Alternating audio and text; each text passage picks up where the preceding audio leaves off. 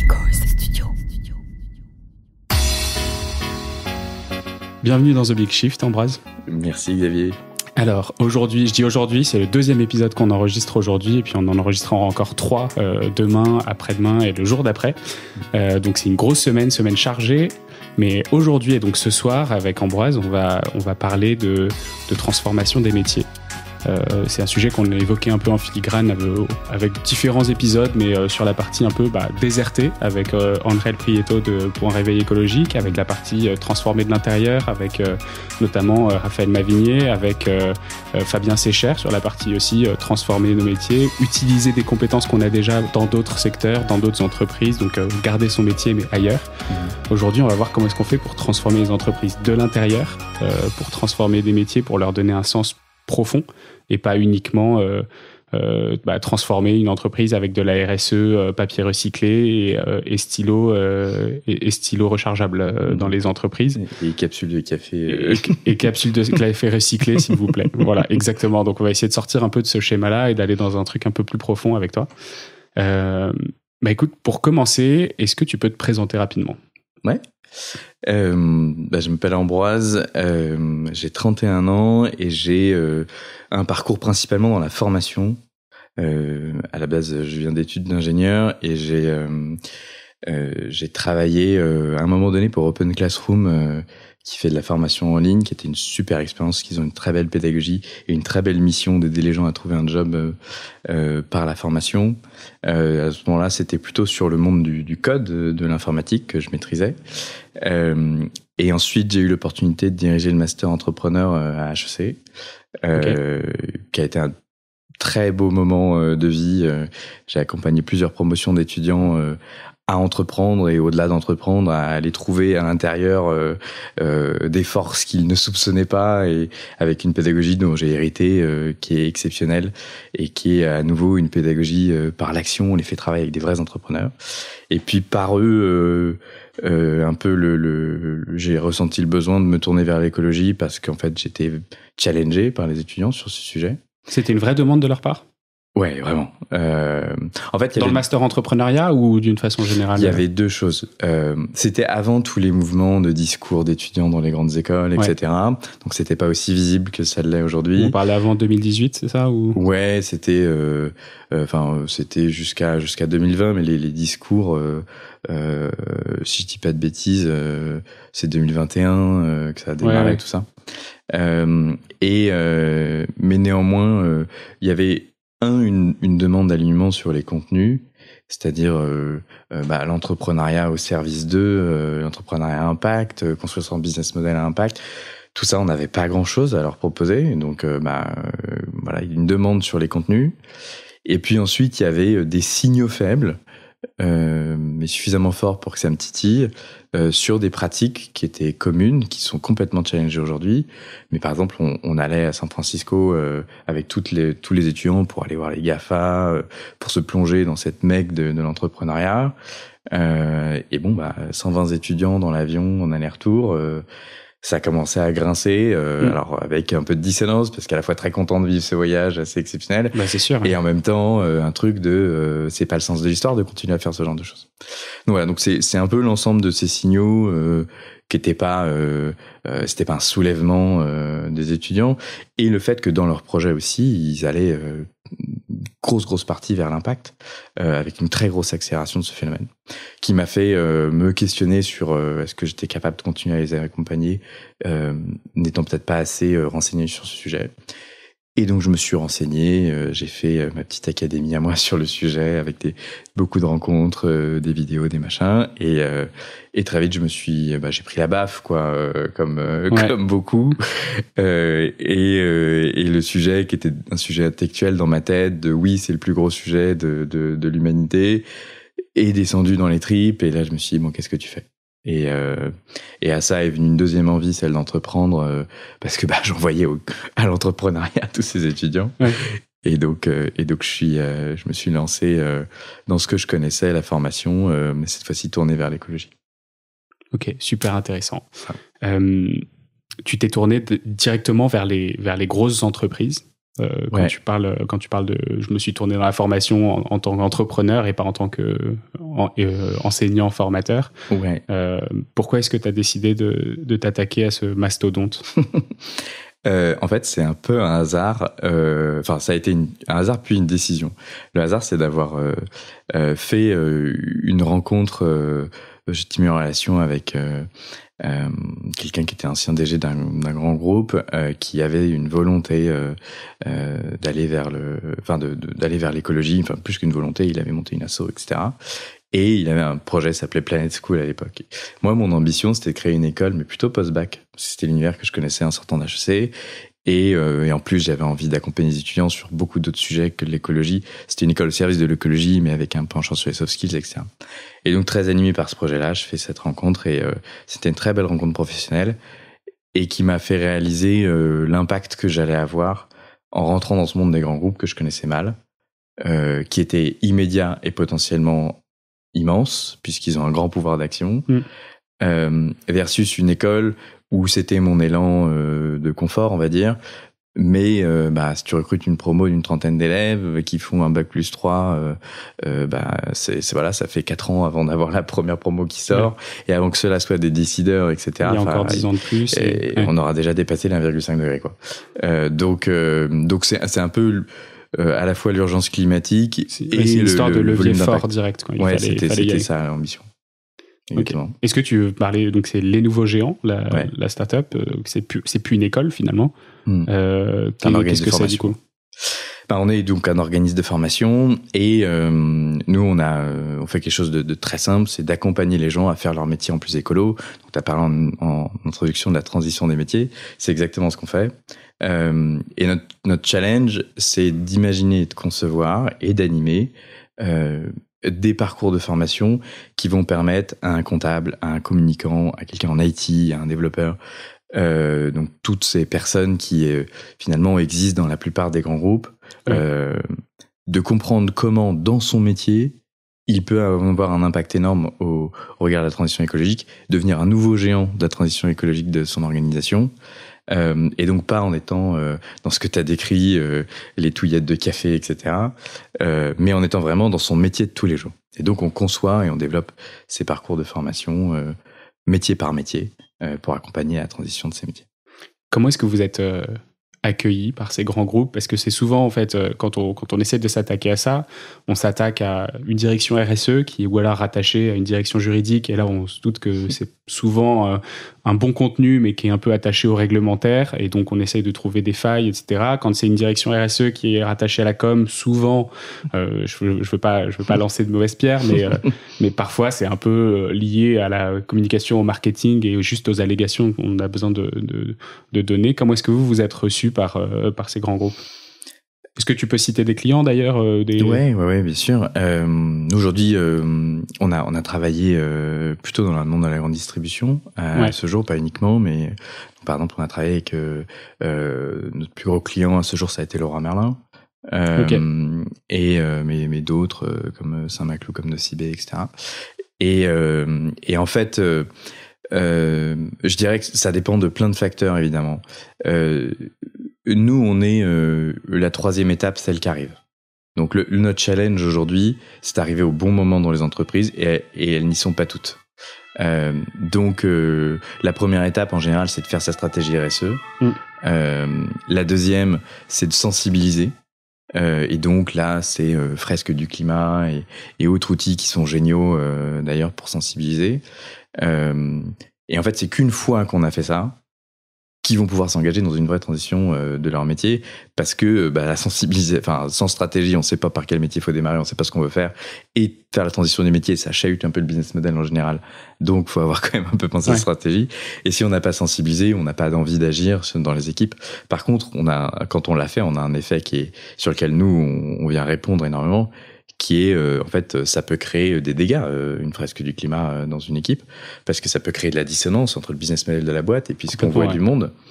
Et nous, on arrive en général à un peu un point nommé à ce moment-là, parce qu'on vient résoudre la dissonance en disant, mais attends, t'es pas obligé de déserter, justement, dans ton métier, et on l'a vu, je peux citer des exemples, dans ton métier, tu peux avoir un impact énorme, peut-être plus qu'en désertant, Et voilà le chemin qui résout cette dissonance que tu viens de ressentir.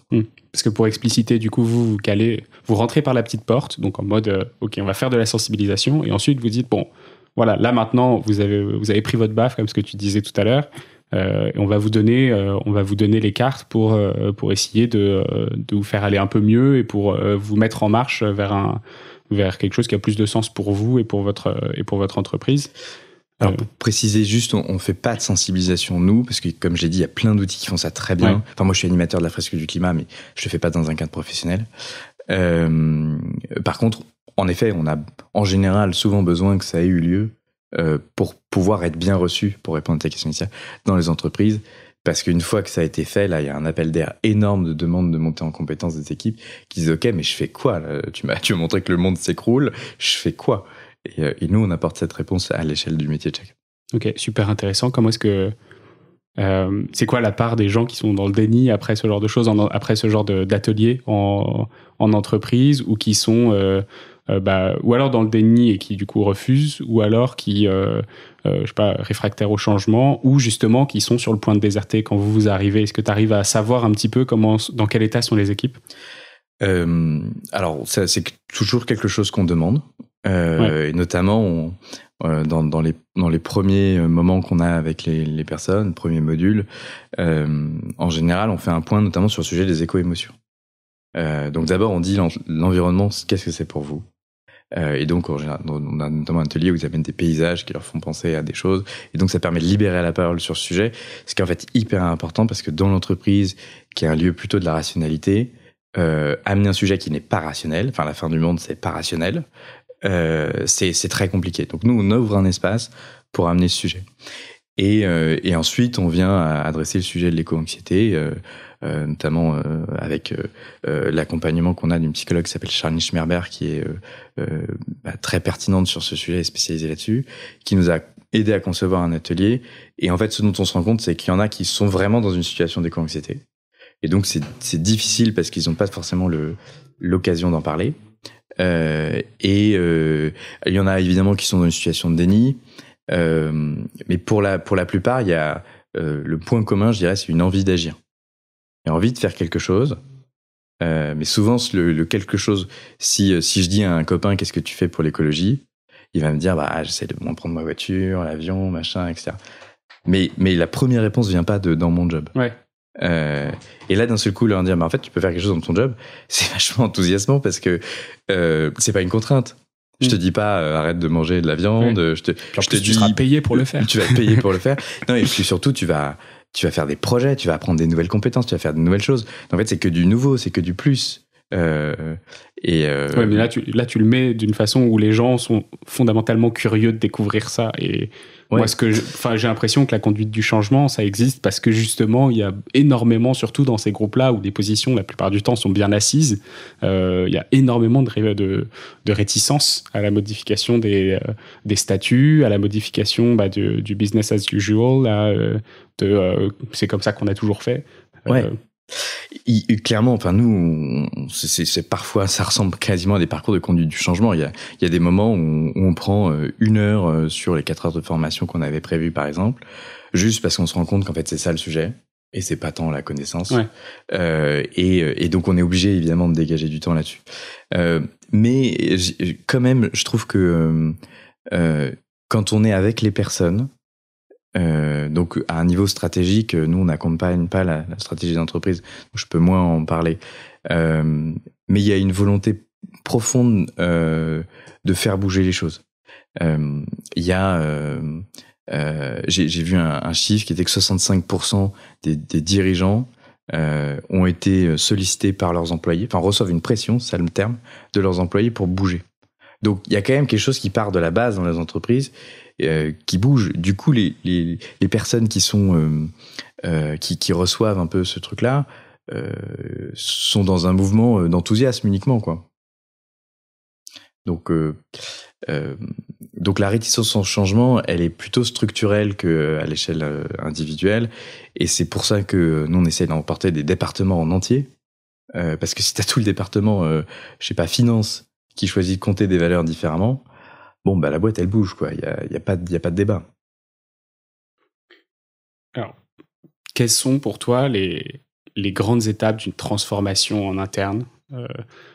Si on prend un service en particulier, on ne parle pas forcément de l'entreprise ou du business model, mais quand on prend au niveau d'un service, je ne sais pas si tu me disais, vous aviez un nouveau module IT qui va sortir, ça va être quoi les grandes étapes et les grands accompagnements que vous allez pouvoir faire là-dessus? Ouais. Si on parle à l'échelle d'un service, bon, la première, ce que je disais, qui est peut-être avant nous, qu'on peut inclure, parce qu'on a quand même des contenus là-dessus, mais c'est comprendre le problème d'un point de vue macro. Macro, ça veut dire évidemment climatique, etc., biodiversité, mais c'est aussi le redescendre dans du macroéconomique, et ensuite c'est le redescendre dans l'entreprise. C'est quoi le rôle et l'impact de l'entreprise aujourd'hui? Donc ça, c'est la première chose, c'est de poser le constat. Et nous, on accompagne notamment la fin de ce truc-là en accompagnant le constat de l'entreprise. C'est quoi son business model? Qu'est-ce qui est positif dans ce business model? Qu'est-ce qui est négatif? Qu'est-ce que du coup il faudrait changer? Ensuite, la deuxième étape, c'est vraiment en entonnoir, hein, c'est de le redescendre à l'échelle individuelle et de comprendre dans son métier, c'est quoi mon pouvoir d'action. En général, il est beaucoup plus gros que ce qu'on imagine. Parce que, enfin, voilà, on me dit, bon, je suis comptable des millions, mais je peux pas faire grand chose, quoi. Si. Et en IT, ça dépend des entreprises dans lesquelles on est. Parfois, ça peut représenter, évidemment, dans les entreprises IT, le plus gros du bilan carbone. Dans des entreprises qui font tout à fait autre chose, en général, on est sur moins en proportion, mais en volume, ça reste des très important. Et donc déjà comprendre qu'on est assis sur, c'est comme le représenter comme un tas d'or, quoi. Je me sauve d'un tas de carbone, mais en fait, il est très gros et le mien dans mon métier. Et après, évidemment, c'est d'identifier les leviers. Et donc, par exemple, sur l'IT, si je suis gestionnaire de parc informatique, c'est comprendre qu'est-ce que ça veut dire de gérer un parc informatique de façon responsable, c'est quoi l'impact des mobiles, pourquoi est-ce que on doit les renouveler, sur la gestion du logiciel, c'est quoi les bonnes pratiques, combien ça pèse d'utiliser tel ou tel logiciel, de stocker de telle ou telle manière les mails, où sont mes serveurs, comment ils sont entretenus. Et donc, en fait, faire ce constat, et puis après, une fois qu'on a compté, diminuer partout où on peut le faire. Mais du coup, c'est hyper concret, on vient toucher qu'à des compétences que les gens ont déjà, juste ils regardent ça différemment. Si je prends un autre exemple, on a un parcours sur l'éco-conception, j'éco-conçois un micro-ondes, aujourd'hui, regarder mon produit, savoir l'optimiser, ça fait partie de mes compétences en tant que responsable produit, parce que je dois optimiser son coût au regard d'une attente client que j'ai regardée, etc. Nous, on leur apprend juste à utiliser cette même compétence et juste à optimiser son impact, et donc savoir le compter et savoir où est-ce que... Voilà. Mais une fois qu'ils ont appris à le compter, ce qui n'est pas si compliqué, on s'en fait tout un monde, mais c'est pas si compliqué, et que derrière, ils sont dans la démarche et l'envie d'optimiser ça, les solutions, ils trouvent tout seuls. Enfin, nous, on n'a pas besoin de leur dire quoi faire. Et si on reste sur l'exemple du micro-ondes, en fait, vous allez leur donner l'endroit où ils peuvent trouver les datas pour assimiler l'impact de la production, de la consommation énergétique, de la fin de vie, etc., de chacun d'un nouveau micro-ondes. Sur ce sujet en particulier, ils vont faire ce qu'on appelle une analyse de cycle de vie. Et cette analyse de cycle de vie va leur permettre de connaître l'ensemble des impacts de ce produit sur le cycle de vie, donc l'usage, la fabrication, enfin dans l'ordre, les matières premières, la fabrication, l'usage, la fin de vie, et en multicritères, donc pas seulement sur du carbone. Ouais. Et à partir de là, c'est eux qui décident en tant qu'entreprise, c'est quoi les critères qu'ils veulent regarder. Et s'il y a 80% qui sort sur la matière, on va essayer de mettre moins de matière dans le micro-ondes. En l'occurrence, sur le micro-ondes, a priori, ça va être l'usage. Donc comment j'accompagne un usage différent pour que ça consomme moins d'énergie, etc. Ok. Est-ce qu'il y a des entreprises qui sont venues vous voir, vous êtes allé voir, vous vous êtes dit, ok, là, il y a vraiment une dissonance beaucoup trop forte sur le business model.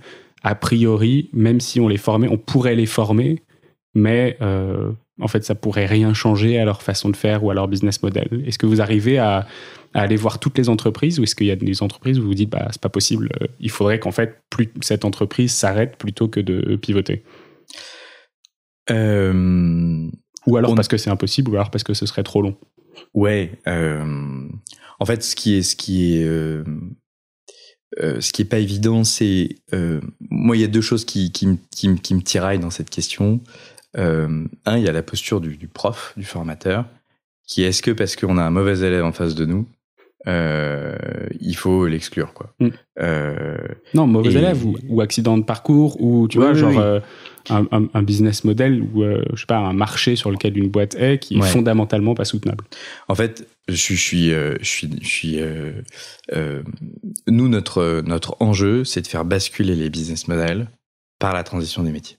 C'est ça qu'on essaye de faire au bout du bout, parce que faire transitionner un métier, s'il n'y a pas de changement structurel derrière, ça marchera pas et ça créera encore plus de dissonance. Et donc, une boîte qui a une volonté crédible de faire ça, mais qui aujourd'hui va dans un sens qui est compliqué.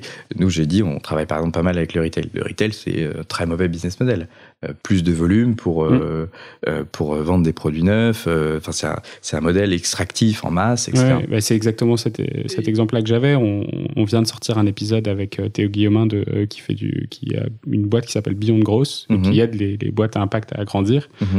Et en fait, lui, il a commencé sa carrière en faisant du dropshipping avec Shopify. Shopify, le business model qui est censé être de l'e-commerce, est fondamentalement tourné sur le dropshipping. Est-ce que c'est des boîtes sur lesquelles on pourrait réussir à les transformer ou... Ouais. Bah, je pense que il faut voir quel est faut les accompagner sur ce regard-là, dans un premier temps. Et un niveau stratégique de direction générale. Mais moi j'aime bien. Nous on est très proche de la Convention des entreprises pour le climat, et j'aime beaucoup cet exemple de Renault Truck, dont le directeur général est très engagé, et eux leur métier c'est de vendre quand même de plus en plus de camions, quoi. Donc a priori pas hyper sustainable. Et en fait parce qu'il y a une prise de conscience très profonde du dirigeant. Aujourd'hui, ils travaillent à la question qu'ils se sont posées, qui est comment Renault Truck peut contribuer à ce qu'il y ait moins de camions sur les routes et que chaque camion fasse moins de kilomètres. Et donc, bah oui, une boîte qui, à la base, part d'un très mauvais business model, mais qui a envie d'aller dans cette direction, nous, évidemment, on a envie de donner à ses équipes tous les outils pour aller plus vite dans ce sens-là. Donc, ce que je veux dire, c'est qu'il n'y a pas de boîtes qui sont éliminées d'entrée de jeu. Et ensuite, la deuxième chose, je l'ai pas présenté, c'est que nous, on fait travailler les gens sur des projets réels. Systématiquement, il y a pas la formation n'est pas hors sol. Il y a toujours un projet. Par exemple, si on fait de la communication responsable, on va se dire c'est quoi l'opération de com importante que vous allez faire cette année. On va la faire en communication responsable ensemble, en comprenant ce que ça veut dire, etc. Pareil pour l'éco-conception, on va faire des vrais produits et tout. Et donc, par contre, ça nous est arrivé parfois dans des entreprises qui viennent nous voir et qui nous disaient oui, alors c'est bien, mais on n'a pas tout à fait envie de faire des projets. Est-ce qu'on peut pas faire une petite sensibilisation d'abord, etc. Et en fait, elles s'éliminent d'elles-mêmes finalement parce qu'en fait, elles ne sont pas capables à ce stade d'aller dans le concret, d'y aller vraiment. Ça arrive par contre. Ok. Et dans ce cas, qu'est-ce que vous faites ? Vous dites OK pour une sensibilisation ou vous leur dites écoutez, vous n'êtes pas encore à un stade de maturité qui nous intéresse pour travailler ensemble ? Nous, on propose d'abord dire très bien, vous voulez rentrer dans le sujet, faisons-le. Mais on signe en même temps le parcours complet derrière où on va faire des projets concrets. Donc c'est-à-dire en gros l'un va pas sans l'autre, quoi. C'est-à-dire on peut faire le premier pas si vous voulez y aller doucement, on peut y aller doucement, mais on va jusqu'au bout quoi qu'il arrive, quoi. Okay. Là aujourd'hui, donc on a des milliers d'auditeurs qui se demandent peut-être est-ce que mon métier fait partie des métiers qui sont transformables. Sur quoi est-ce que vous travaillez ? Sur quel module existe déjà ? Comment est-ce que ça marche ? Tu dis on les accompagne, on produit donc du contenu concret avec eux. Donc là, j'imagine que le micro-ondes, ça doit être un exemple. Le micro-ondes, c'est un exemple d'une société qu'on a accompagnée. Ouais. Et du coup, ça veut dire que cette formation, tu disais que vous faisiez de l'apprentissage par l'action. Donc ça veut dire que vous avez une équipe qui est dédiée, qui travaille avec les clients, ou c'est en mode conseil, du coup, c'est pas uniquement en mode plateforme de formation. Ouais, alors cette dichotomie conseil-formation, on nous le demande de temps en temps. Nous, on fait résolument de la formation dans la mesure où notre objectif, c'est que les gens soient autonomes à l'arrivée. Ouais. T'as fait un micro-ondes, demain tu dois faire un aspirateur, tu sais faire. On n'est plus là. Donc on n'est pas là pour faire le projet. Le projet est raté, c'est pas mon sujet. Par contre, tu sais pas faire le projet d'après, là j'ai raté moi ma mission. Donc dans notre façon de regarder le sujet, on est résolument organisme de formation. Et du coup, et donc nous on amène cette méthode de la pédagogie par l'action qui se fait pour rentrer peut-être dans le concret, pour que ce soit clair pour les gens. On a de l'accompagnement présentiel qui va rythmer, en gros c'est dure environ 3 mois en général, qui va rythmer le parcours de formation. Et d'un moment présentiel, d'un module présentiel à l'autre, on va demander un livrable qui fait avancer le projet. D'accord. Okay. Et pour soutenir l'avancée de ce livrable, on va proposer 2 choses. Du coaching en visio pour les suivre, à la fois s'assurer que la motivation est toujours là, et en même temps débloquer des trucs, des sujets techniques s'il y en a. Et deuxièmement, on va apporter du e-learning qui juste se libérer du présentiel, le contenu théorique, pour aller rapidement dans le présentiel. Quand tu dis débloquer du contenu technique, par exemple, si on reprend l'exemple du micro-ondes, si vous dites on a du mal à réussir à faire en sorte que notre micro-ondes il consomme moins d'énergie, vous êtes en mesure de les aider là-dessus? Ouais, alors avec une posture particulière. Alors déjà, juste pour aller au bout, pour chaque parcours métier, on s'accompagne d'un expert. Okay. Donc nous, on n'a pas les expertises de tous les métiers, on n'a pas vocation à ça. Par contre, on est expert de la façon dont les gens vont bouger. Donc c'est pour ça que je parlais notamment de conduite du changement, de pédagogie par projet, etc. Et donc on va concevoir et animer ensemble ces parcours à chaque fois. Et on va former les personnes avec qui on fait le parcours à cette pédagogie. Et du coup, c'est là où la posture est particulière. C'est que tu viens me voir en me disant « Ouais, j'arrive pas à réduire la consommation énergétique de mon micro-ondes. » Je vais te dire « Qu'est-ce que tu as essayé ?» Et ensuite, je vais te dire « Tu peux éventuellement aller regarder sur ces bases de données ou dans cette direction, mais en aucun cas, je te donnerai la solution. » Parce que si je te donne la solution, dans 3 mois, tu n'es pas autonome, c'est sûr. Et ça, cette posture, elle est hyper importante parce que c'est comme ça en fait qu'on va accélérer la transition écologique dans les entreprises. C'est si on internalise la compétence. Et ça, c'est notre job, c'est d'internaliser la compétence écologique.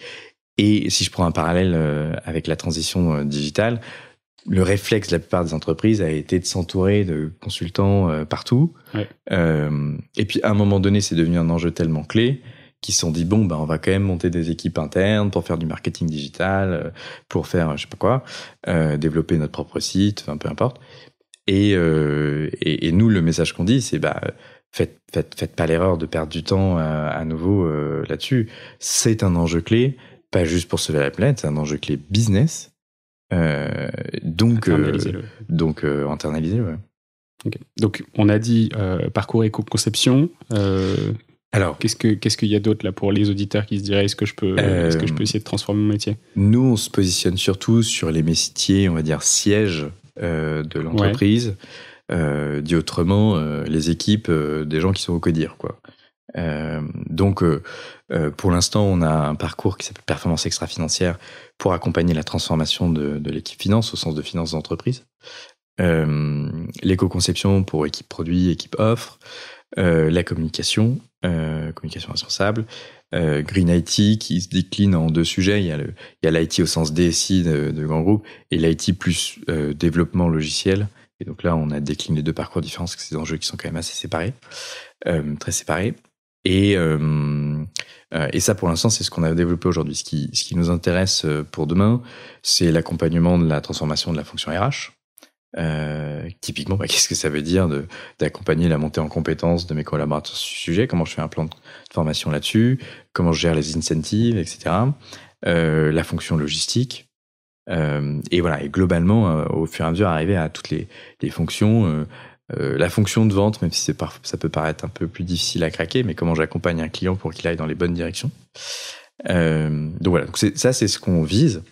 Et après, il y a plein d'autres acteurs qui sont sur la transition des métiers, qui visent d'autres sujets.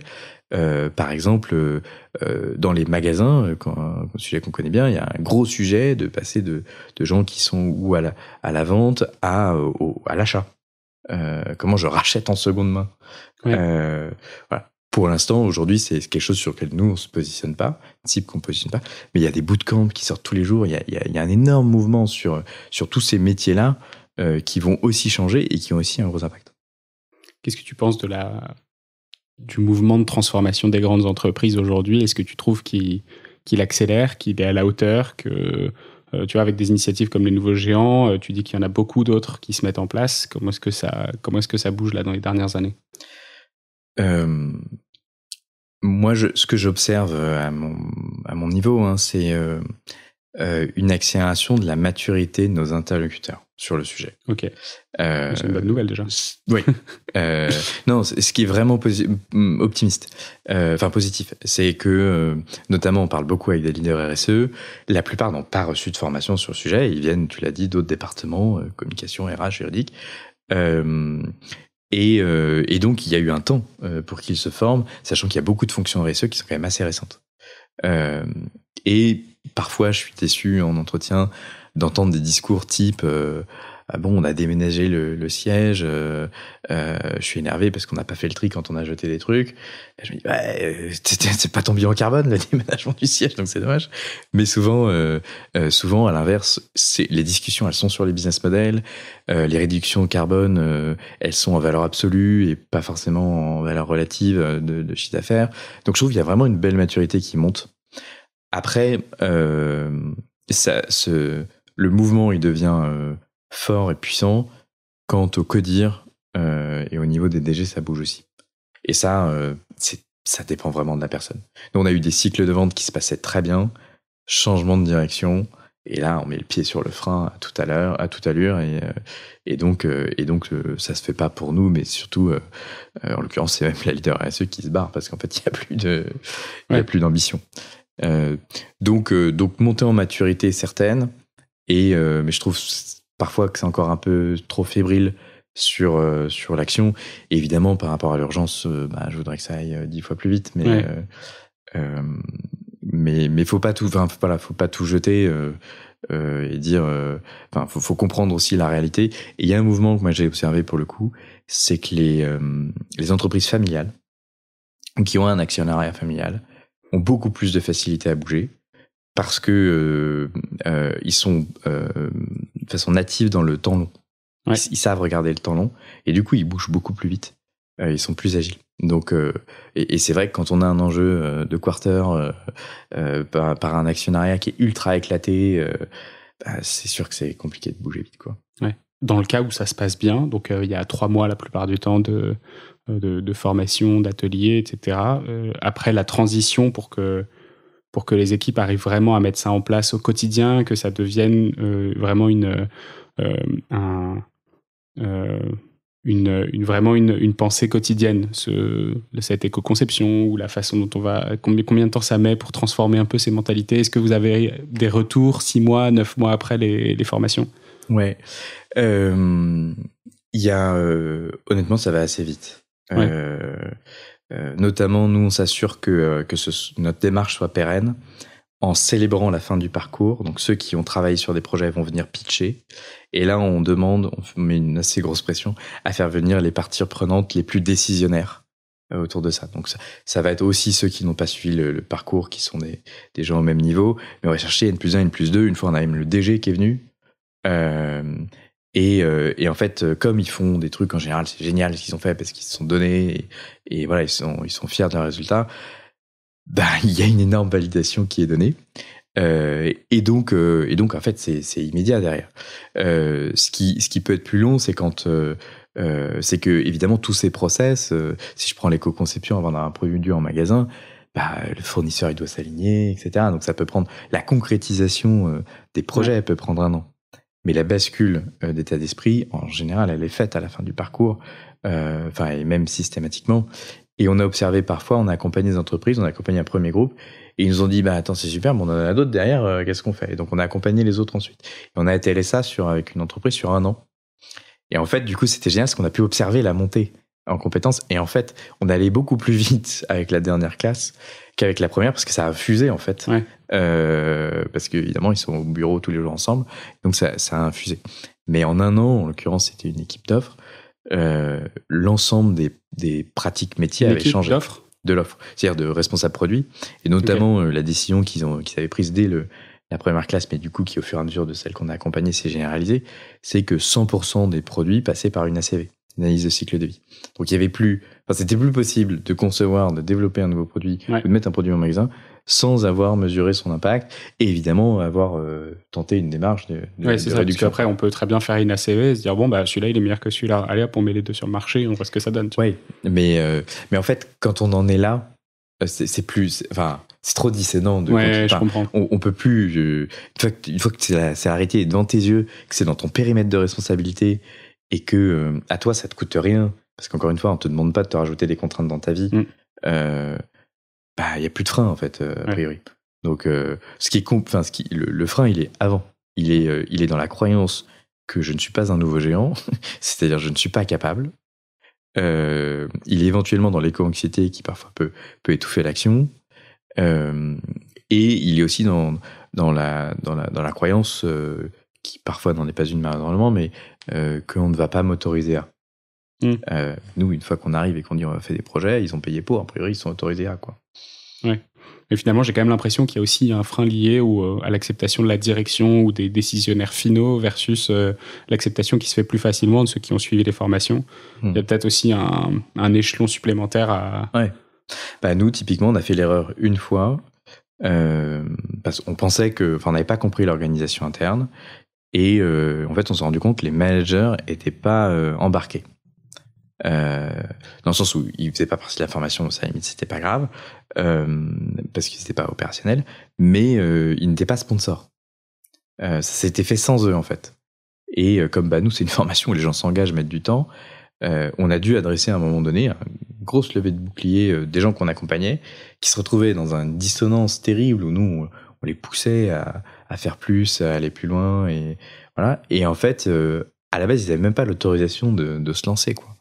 Et donc évidemment on est allé chercher les managers, on a résolu le truc, on a fait se parler les gens, mais oui si au-dessus il n'y a pas au moins l'aval d'essayer, parce que nous c'est tout ce dont on a besoin, ça peut se passer difficilement.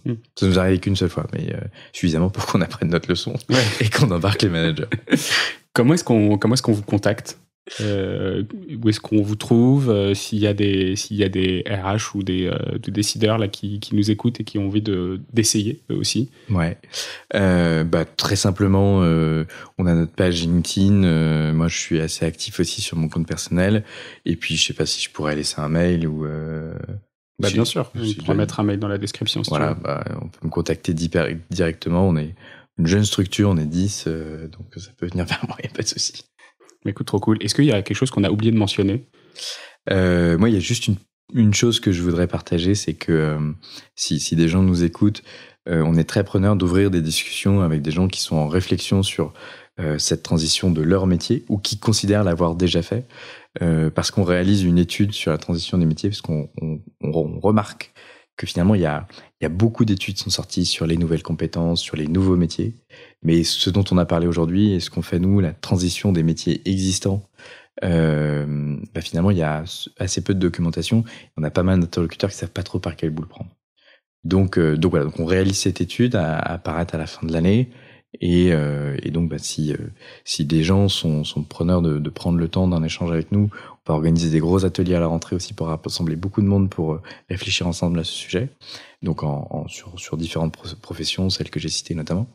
Et je suis très preneur de ces échanges-là. Ok, et vous pouvez contacter Ambroise Collomb de ma part sur LinkedIn ou lui envoyer un mail du coup avec le mail qui sera dans la description de cet épisode sur toutes les plateformes. Merci d'être resté jusque-là. Vous êtes notre auditeur préféré si vous êtes encore là. et en attendant, je te dis à bientôt Ambroise et puis à la semaine prochaine pour vous. À bientôt Xavier, merci beaucoup. Salut. C'est la fin de cet épisode de The Big Shift. J'espère qu'il vous a plu et que vous en avez retiré quelque chose pour votre vie quotidienne. C'est ça le plus important. C'est beaucoup plus simple de parler du sujet sensible de l'environnement quand ses amis ou sa famille sont vraiment informés. Alors partagez le plus possible The Big Shift, ça aidera tout le monde. Et si vous avez des questions, des sujets que vous souhaitez qu'on aborde, des invités que vous voulez entendre, ou tout simplement que vous voulez qu'on discute de cet épisode, envoyez-moi un message sur LinkedIn. The Big Shift est produit par Echoes Studio. Si vous avez un projet audio, contactez-nous sur www.echoes.studio. Merci d'avoir écouté jusqu'au bout. Je vous retrouve très bientôt pour un nouvel épisode.